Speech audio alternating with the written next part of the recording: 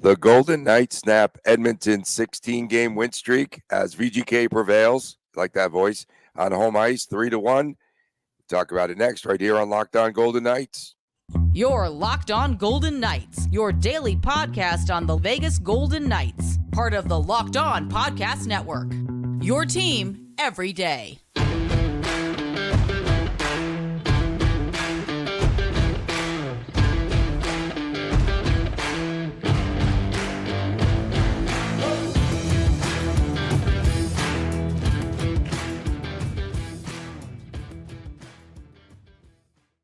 I'm going to preserve my voice, me and him from Las Vegas.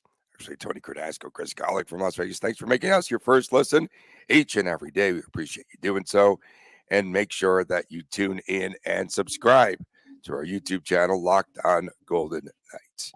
We are brought to you today by Sleeper, as you could win 100 times your money playing daily fantasy hockey. Just download the app, get a $100 match on your first deposit, and use the promo code Locked On NHL. I gotta ask, you were yelling at the TV in excitement and joy when William Karlsson got the empty netter. That's why your voice is... No, I was screaming when he missed the net entirely. He didn't miss. The shot got blocked. It got blocked. Yeah, but he was slow arriving. Why is this guy the biggest basket hanger? Number one. Number two, how is he number two star over Chandler Stevenson, who had a legitimate goal and an assist in the game? And Carlson, he scores on an empty netter because he's basket hanging again. How? Whatever you say. Golden Knights ended. I'm with you. Listen, I get the stars of the game. It's kind of weird, but whatever. That's weak. That's so weak. The Golden Knights ending the Oilers' 16-game win streak at the Fortress last night. You could credit Aiden Hill mostly. We'll talk about him down there, segment number 3. And Aiden Hill, what a great night, and we'll talk about that as well. Stopping 30 shots along the way. I'm not hungover, trust me, folks. This cold is just going to get to me. Was this was a 3-1 final, VGK. Was this a playoff atmosphere, first of all, at the Fortress? Oh, definitely. I want to start by just crediting the Oiler fans that made the trip. A lot of fun. I mean, when the Oilers and McDavid scored that first goal, it was loud, and pregame it was loud. And I know Golden Knight fans, they get a little, a little upset seeing all the road fans coming to T-Mobile, but I think it's great. It's good for the economy. It makes for a fun environment, and part of being a Golden Knights fan is accepting the fact that Vegas is a pretty cool place to watch a hockey game. And everyone wants to come here and, embrace it, enjoy it. I know it's a little tough here in the road teams fans cheering and stuff after a goal, but that's just part of what hockey in the Las Vegas desert, I should say, not the Coyotes desert, but the Las Vegas desert, what it's going to be like. But as far as the atmosphere, yeah, I mean, I can't. If I had $1 for every time I heard playoff atmosphere up in the press box, I'd have about $8 from last night. So you definitely heard it mentioned a lot. It felt like it. Every play the crowd was hanging on. I mean, this is always, and it's not just this season, but every season after the All-Star break, the next checkpoint is the playoffs, right? Right. You start with Thanksgiving, right? That's, I think, the first thing everyone looks for. Where's your team at Thanksgiving? Gosh. Where's your team at New Year's? Where's your team at the All-Star break? And then after the All-Star break, there's no more checkpoints. But you called it American Christmas the other day. Which I did call it American Christmas. No, they have other versions? No, I won't go on that. I don't think route, so. But, yeah, no. What did Connor McDavid tell you after the game? Yeah, so I wanted to ask McDavid just about what it's like playing Vegas and if there's a rivalry being formed. And McDavid credited both fan bases for being great. He enjoys the games in Vegas. He feels that the games are entertaining. Also feels there's a lot of hockey left to be played between now and the playoffs. That was, I think, the foundation of my question is, hey, there's a good chance you're going to see the Golden Knights 5 or 6 more times between now and let's call it sometime in about May. Is that something that's on your mind? And is that McDavid shot that down pretty fast. American May.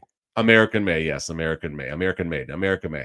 So Connor shut that part of it down a little bit. There's a lot of hockey left to be played, but there's a pretty good chance that that's your first round matchup right there. And it was a good game. It was a great game by the Golden Knights. That soundbite made the rounds. It was everywhere last night. So great Someone job. said ESPN. That was pretty cool. Yeah, no, it was everywhere. And Connor McDavid's goal in the first was shorthanded. The refs did not blow very many whistles, from what I could tell in this game. We were So they talking don't about play that on. upstairs. Uh-huh. Cassidy talked about it post game. He made the comment there's probably a few we felt we should have had, but also Edmonton probably would feel the same way after that game. And the calls that were made were pretty substantial. I think they were necessary. You had a high stick. Marchessault takes a high stick early. You can't get around that. The next penalty might have been the slash out of Vander Kane. A lot of people were calling that, saying it was weak and stuff. You're going to the net, you take a stick on the hand or a stick on your forearm. A penalty is called 9 out of 10 times. They got, was it Hyman for holding the stick right after that? I think it was on the same power play. And then that might have been all she wrote as far as penalties went for the rest of the game. So, the playoff atmosphere was felt in the officials' locker room too. I mean, I don't know if the refs ever get together and say, we're not going to call much this game. We're going to let the players, figure it out as far as determining the outcome of the game. But that is kind of what ended up happening just based on what was not called. And I'm okay with a game like that because neither side was getting the calls, and that's fine. And I think more importantly, there wasn't that soft call that happened, in the last 3 or 4 minutes of the game that would have benefited either side. There wasn't that the refs didn't change the way they officiated the game the deeper it got. So, you know what? That's what the playoffs are going to look like a lot. And if they're going to put the whistles in their pocket and let the players have the ultimate outcome and who wins and loses, let's go. That's good. It's good hockey. Nick Waugh, playing his best hockey, I think, of his career, has now had points in the last 5 games on the rebound from Pietrangelo. He scores that goal. Talk about his contribution, and also talk about, again, VGK and why teams cannot stop going low to high or below the goal line there for VGK to score points, to score goals. It's good because Coach Cassidy talked about how good the Golden Knights are on the rush, and obviously the Oilers are probably the best there is off the rush. But now when the Golden Knights are getting below the goal line and finding ways to score, it makes it even tougher to defend them. You don't know if it's going to be a rush play. You know if it's going to be low to high or they've scored off the cycle before. So it's good to see the Golden Knights finding different ways to score. A little bit about Nick Waugh right now. Nick Waugh's confidence is at an all-time high, but that's a concern also. Nick Waugh has shown he has the ability to be in the top 6. Am I going to call him a top 6 center in the league? I'm not sure if I'm ready to do that yet, to constantly be on the top 2 lines. But he's trending in the right direction, just the sample size is a little too small. But Nick Waugh's confidence also got him and possibly the Golden Knights in a little bit of trouble last night. There was a lot of times where he tried to make a play that, for lack of a better term, Jack Eichel can make. He tried to make that extra move, tried to maybe make a pass in a little more dangerous of an area where if Eichel makes that pass, it gets across the ice. It either A, connects with his intended target, or B, goes into a low danger area. Nick Waugh did have some plays yesterday where he tried to make that extra pass, or tried to make that extra move with the puck. He got picked. Failed to get the puck in the corner a couple times, led to a quick rush on the other side. So, yes, Nick Waugh had a good game. Don't get me wrong. I'm not knocking him down. But I think a game like that also is going to make Nick realize, hey, stick to the basics, stick to what got me here, and that'll help his game a little bit more, if that makes sense. Edmonton, as we know, looking last night to tie the Pittsburgh Penguins 1993 for the longest NHL win streak. VGK snaps it, that win streak. And did you feel, did you detect as you're watching this game live that Edmonton is an improved team overall? Yeah. What are your thoughts about their structure and how things might have changed with the Oilers, because you were there watching them live? No, they play defense. Let's start there. Me and Carp, obviously, we're chatting a lot. We sit right next to each other, and early in the game, and really in the first 2 periods of the game, Oilers' defensive structure was fantastic. The Golden Knights did not get many opportunities. They were forced to the outside a lot. You didn't see a lot of high dangers in front of the net. Obviously, Nick Waugh got his goal in front of the net. Good good placement for that. But you didn't see, I mean, this is not the Edmonton Oilers we're used to, folks. This is not the leaky defense. This is not the, last season, you knew you were going to get your chances watching whoever your team was, whether it's the Golden Knights or a different team, you knew your team was going to get a lot of chances. And Jack Campbell, who got the bulk of the starts, I believe, last season, was hanging out to dry a lot.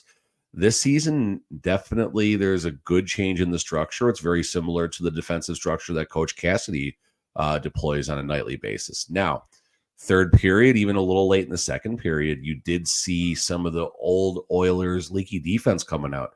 You saw turnovers at the blue line. I mean, Mark Stone almost ended the game with 3.5 minutes left. Gets in on a little mini breakaway. I think he skimmed the crossbar on that shot.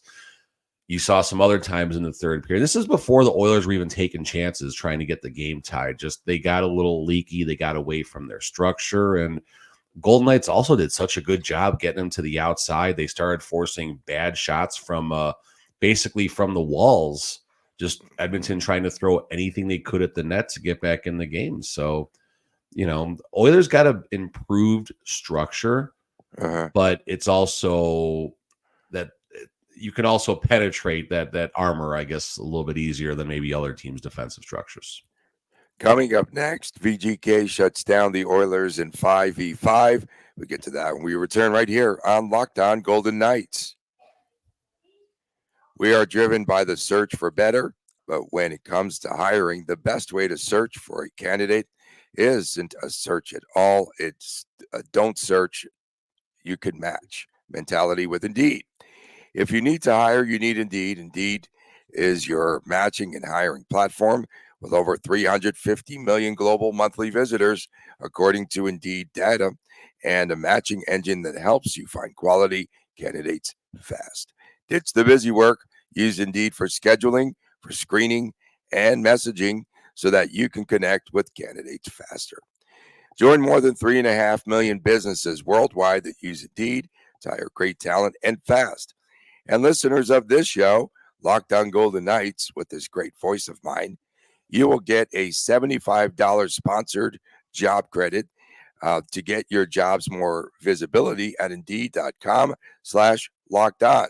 Just go to Indeed.com/lockedon and make sure that you do that now. Support our show by saying that you heard it right here on Locked On Golden Knights. Indeed.com/lockedon.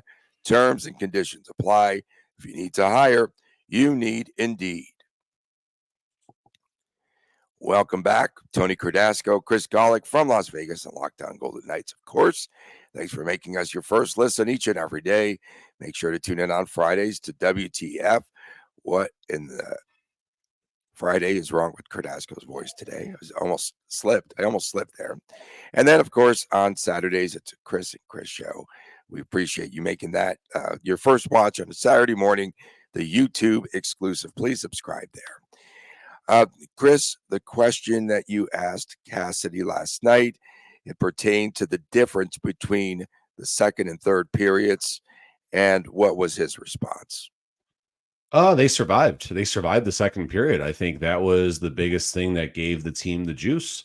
Was not a good second period by any means. Coach Cassidy mentioned that, but the Golden Knights got out of it 1-1. They got out of it unscathed. So they had their momentum going into the locker room, and it was, hey, we're in this game, guys. Let's get this back together. And the early goal in the third period, of course, was key. That basically changed the trajectory of the rest of the game. The Golden Knights were able to not sit on their lead by any means, but Coach Cassidy said that they're a team that's comfortable playing with the lead. I almost kind of chuckled at that because their 6-on-5 play without William Karlsson has struggled a little bit over the last couple months or so, definitely the last month.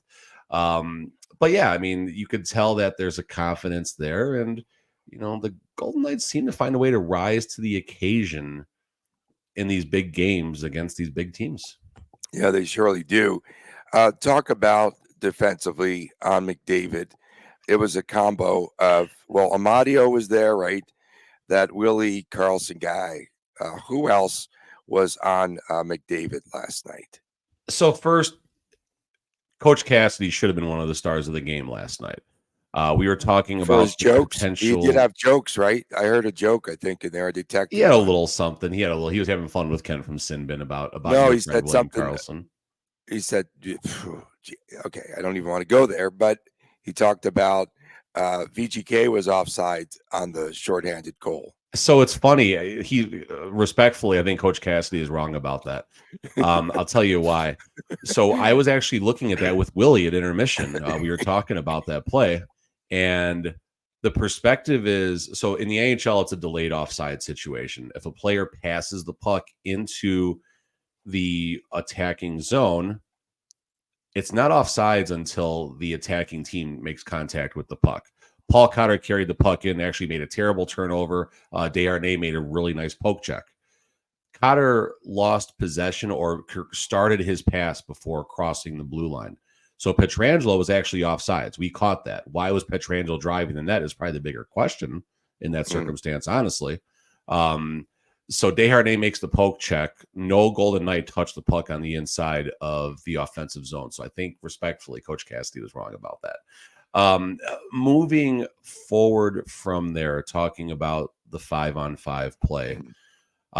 Coach Cassidy should be a star of the game. That was my original point here. So we saw the third line that was a head scratcher for me at first. You have Carlson, Amadio, and Ronbjerg. Ronbjerg normally on the fourth line. Why is he going up to the third line? Why in God's name is Brendan Brisson on the fourth line? Well, here's what happened. Ronbjerg's been playing some pretty good defense. He's doing well on the kill, and he is kind of developing I don't want to say a shutdown, but he is a very defensive-minded forward that does have the proper speed to join the attack when necessary. Brisson's role on the Coach Cassidy, for lack of a better term, threw the fourth line out last night. But you did see Brendan Brisson out there on the power play. Unfortunately, he was out there on that power play when McDavid scored, and he was -1 as a result. Brett Howden was out there on the penalty kill, so that's where he got his minutes, leaving Kolesar behind not to get a whole lot of playing time last night. But this is the first real look at playoff Coach Cassidy we got to see last night, where you see him really focusing on matchups and stuff like that. So real quickly, I got the shift charts up here. You can go on NHL.com, just go on shift chart. It shows you when each member of the team is out there. I would wager that in McDavid's, 22 shifts, whatever he got last night, I would wager William Karlsson was out there for 15 to 17 of them. Is William Karlsson the only reason McDavid didn't get on the score sheet 5 versus 5? No. You have to give Amadio credit. You have to give Ronbjerg credit. You have to give the rest of the Golden Knights credit. But Karlsson does have, you cannot argue this, Tony, Karlsson does have a good history at limiting, you don't stop him, at limiting McDavid's offensive production in 5v5 circumstances, especially when it matters the most in the playoffs. So go on the shift chart, guys. You can look at the same thing I'm looking at right now. This isn't any special intel that I have. That third line that William Karlsson centered was out there a lot of the time when McDavid was out there. And McDavid got his chances. Karlsson did not have his best game. He blew a tire in the first period that led to an extended attacking opportunity for the Oilers. Karlsson definitely was a little bit slow. It's his first game back in a month. Of course, it's going to be like that. But when he's out there a lot, when that third line's out there a lot, and McDavid is not scoring 5v5, Karlsson, Amadio, Ronbjerg, Coach Cassidy do deserve some credit. Rigged. That's all I can say. He's in the Basket Hangers Hall of Fame. I mean, seriously. Like, the Golden Knights have struggled in 6-on-5 circumstances. Karlsson comes back, boom, they're scoring empty netters. So I get what you're saying, Tony. I get what you're saying. My Twitter feed went bananas last night. It was why so you have funny. No voice right now. You were screaming in agony. It was very funny. It was really good. And great tweets out there by the fans. I deserved it. So I'm celebrating, of course, because a stinking nighttime app is like an hour late or whatever. Last night I was watching ESPN. What was I watching? Okay. ESPN Plus, late. Hulu, or a borrowed feed, possibly. Yeah, a borrowed feed, allegedly. Right. So I'm watching this. I'm at a party and I'm watching it. Oh, yes. He missed the empty net. He missed it. No, he got there. His shot was too late. He's cheering. His shot was too late. Okay. And You're gonna then get roasted all in of a the sudden, comments. I didn't You're gonna even get see roasted. the empty netter, and like it hadn't come up yet because of this stinking delay. And then everyone's going crazy on my feed, including you. Stop inciting all these people. We I appreciate. don't even need to do it. That's the thing. Even funnier thing about this, you had 2 assists on the empty net goal too. Stevenson and Mark Stone like, ooh, Carlson's over there. Get the puck over. Cordasco's going to lose it. Pat McAfee was in the locker room last night. Did you see He Pat was in the McAfee? locker room. I tried, God. I unfortunately I was denied my request to go jump in there when he was talking with the players to get some questions. But that would Wait have a been so much second. fun. Wait. You were denied. Why? He was having him. I politely asked if I could jump in there, and I kind of got the look. That's all I'm saying. I kind of got the look. Okay. So he was interacting with the players. Listen, he's in the locker room. I get it, but there's also a time for these players just to not have a camera shoved in their face. So it's okay. I So understand, did but it was Joe still pretty cool. Green play Dancing Queen when he scored? Do you remember?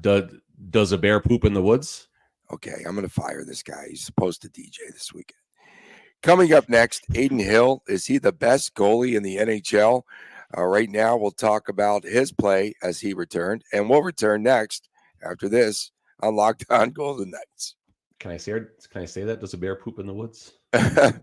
We want to remind you that you could win big by playing daily fantasy hockey on Sleeper. It is the official daily fantasy app of Locked On NHL and the Locked On Network. Sleeper is our number one choice for fantasy hockey, and especially daily fantasy hockey, because Sleeper, you can win 100 times your cash at daily fantasy hockey contest.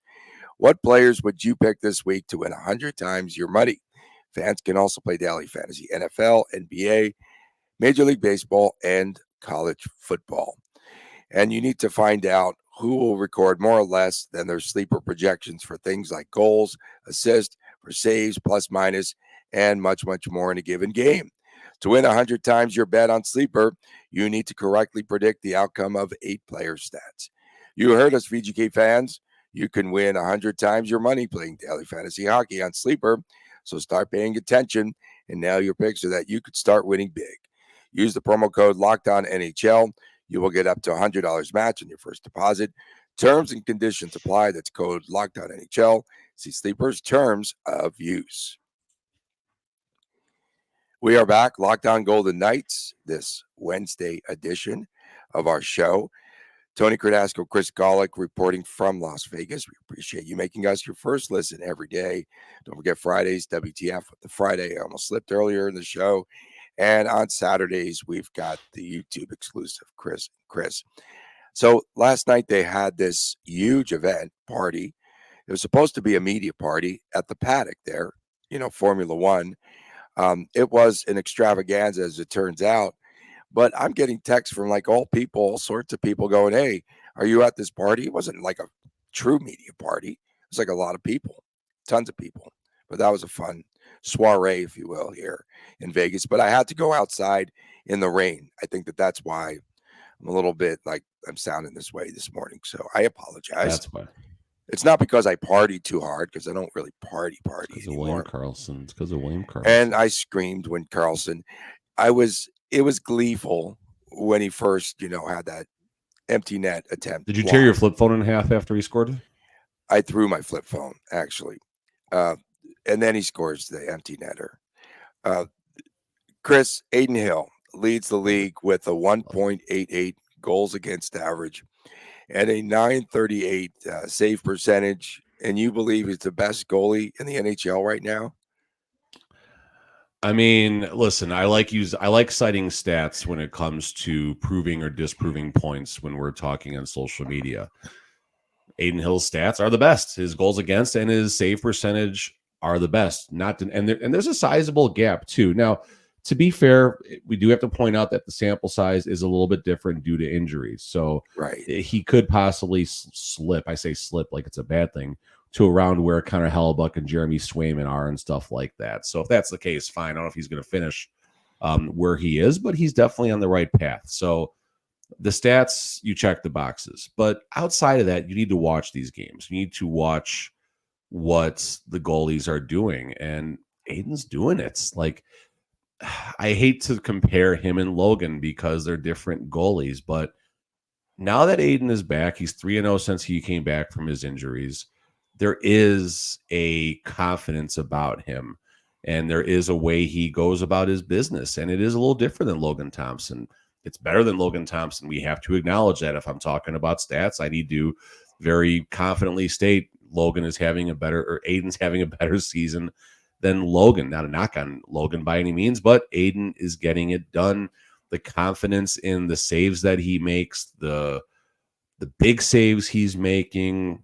Aiden right now, I can comfortably say, is the best goalie in the NHL. Is he the best goalie of this generation or anything like that? Let's not get out of hand here, people. But right now in this 23-24 season, I am comfortable stating Aiden Hill is the best goalie. And, you know, you look at the other goalies who are having great seasons. Jonathan Quick, former Golden Knight. He was only here for a cup of coffee or two, but the fact that Quick came through is kind of interesting. Even Laurent Brossoit is having a good season. He's only got 12 games, but he's a 9.26 goals against. So you look at these current Golden Knights and former Golden Knights and the seasons that they're having. A comparison I do want to make right now. Everyone is, you know, very high on Stuart Skinner and the job he's doing with the Edmonton Oilers. So I talked about this on the show yesterday. I talked about this on Vegas Hockey Now. Stuart Skinner is a glorified Corpusalo. He's a glorified Cal Peterson. He's those types of goalies right now for when the Kings were having, you know, a fair season last season. He's good. He's doing a good job, but the gap, and everyone doesn't like Logan Thompson right now. Well, the gap between Logan Thompson and Stuart Skinner as far as save percentage goes, Stu Skinner is 910. Logan is 906. So what that tells you is, and this is something I talked about in Vegas Hockey Now, I didn't bring this up on the show. I didn't think about it. But the reason the Oilers are playing really well right now, they're giving up the second fewest shots in the National Hockey League at like 28 shots a game or something like that. You shoot on the Oilers, you will beat the Oilers. And the Golden Knights logged, if I still got it up here, they had some shots on goal last night. I don't remember what the number was. But it was enough shots on goal, obviously, to get the job done last night. So that's a little walk around goalie lane. But yeah, back to the bullet points. I am comfortable saying right now, as of February 7th in the 23-24 National Hockey League season, Aiden Hill is the best goalie in the NHL, and I don't think it's up for much of a debate right now. Maybe later, but not right now. One of the things that you could point out about his goaltending style is pretty much he is fundamentally sound, I think, in what he does. And he's not one of those guys that's flopping around. I think one of my biggest criticisms personally of Logan Thompson is that he tries for the acrobatic save. Now, he learned a lot from Marc-Andre Fleury, but Fleury can get away with a lot of those floppings and what have you. But he's not the acrobatic goaltender, but he does make the save. I don't know. Does that make sense? Of course it makes sense, but is Logan Thompson, I mean, Marc-Andre Fleury, one of the reasons he is acrobatic, for lack of a better term, is because he gets out of position. And all goalies get out of position. Although Aiden Hill and Robin Leonard really don't get out of position, definitely not Aiden Hill based on his size. So I think that certainly is a big part in the difference of what Aiden and Logan do. 26 shots. That's a short version. I'm trying to upload a video right now. I think I got this worked out here. I did get let's see, 706. Yeah, this better be the video. Okay, let's see. So I did ask Aiden. Sorry, I did ask Aiden. Sorry, I got totally thrown off. I was doing two things at once. I can't walk and chew gum at the same time. All right, here we go. So Aiden Hill did give real good in-depth analysis last night of his discussions with the referees. I want to get this up here, so check this out, guys. All right. Yeah. You had a lot of interactions with the officials tonight between plays. Can you speak to what some of those conversations were about tonight? No comment. No comment. No comments. So there you go. And you heard Pat McAfee in the background. Because he was like, he had this dastardly like laugh, like he like something like that. You know, right? And the funny thing is, like, I didn't view his interactions with the refs from 200 feet away up in the press box. I didn't view him as like he was having problems with the ref. I didn't view it as he was trying to state his case for something. It just seemed like interactions about plays and stuff. So that's why I fired the question. If I would have felt I was setting him up for a gotcha moment where he's going to criticize the refs, there's not a chance I would have asked that question.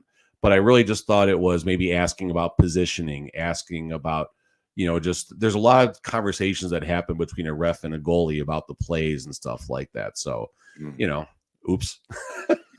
He had the save on Evander Kane, and then I think Stevenson scores the goal right shortly thereafter, and then he stopped. Korczak had the terrible turnover. Korczak got bailed the heck out on that one, and then he stopped Draisaitl in the backdoor play, right?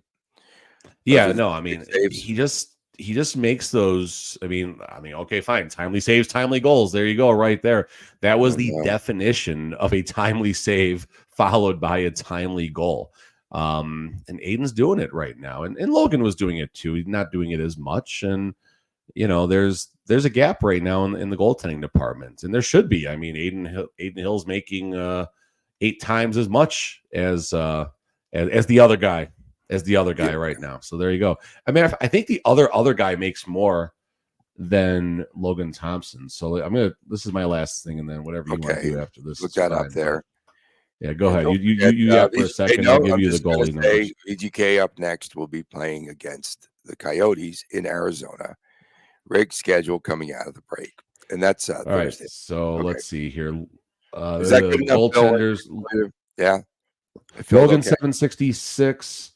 And then Yuri Patera 775. So Yuri Patera is making $9,000 or $13 or $9,000 greater than the other guy. That's stupid. That's ridiculous.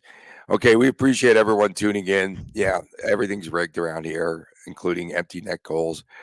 Thanks so much for making us your first Isaiah Seville makes more than Logan Thompson. Okay, I've had enough. Jesper Vikman makes more than Logan Thompson. No way.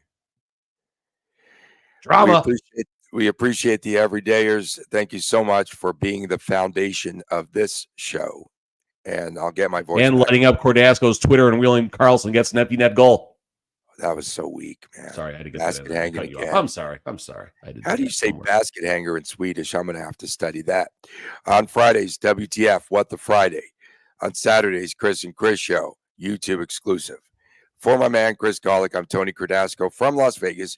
You have a terrific day. We'll see you tomorrow right here on Locked On Golden Knights.